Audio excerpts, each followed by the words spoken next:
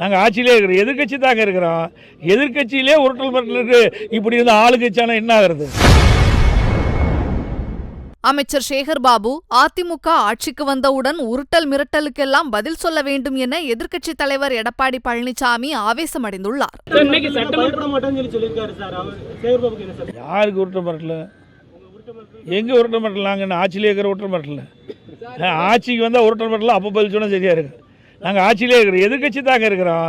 எதிர்கட்சியிலே உருட்டல் மிரட்டலுக்கு இப்படி இருந்த ஆளுங்கட்சியான என்ன ஆகிறது?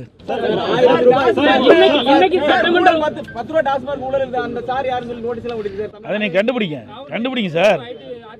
கண்டுபிடிங்க சார், யாருன்னு கண்டுபிடிங்க. அதுக்கு தான் நாங்கள் போட்டுருக்கிறோம் சார். உங்க ஆட்சியில இருந்ததை விட இப்போ வந்து சட்டம் ஒழுங்கு சீராதான் இருக்குன்னு சொல்லி திமுக சொல்றாங்க. உங்க ஆட்சியில அதிகமான கொலைகள் குற்றம் இருந்தது. இது மனசாட்சி உள்ளபடி சொல்லுங்க பார்க்கலாம். நீங்க தானே பத்திரிகையாளர் தாங்க. எங்களை பொறுத்த வரைக்கும் ஆளுங்கட்சி கிடையாது, நாங்கள் எதிர்கட்சி. ஊடகத்தில் வருகின்ற செய்தி, பத்திரிகையில் வருகின்ற செய்தியின் அடிப்படையில் தான் நாங்கள் கருத்தை தெரிவிக்கிறோம். அப்படின்னா உங்கள் பத்திரிகையில் வர்ற செய்தியும் ஊடகத்தில் வர்ற செய்தியும் தவறா?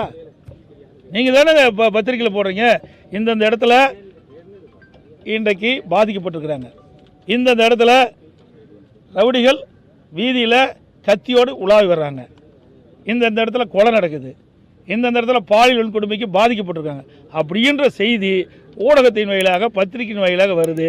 அதன் அடிப்படையில் தான் நான் கருத்து தெரிவிச்சுட்டு இருக்கிறேன். நாங்களாம் எந்த கருத்தும் சொல்வதில்லை.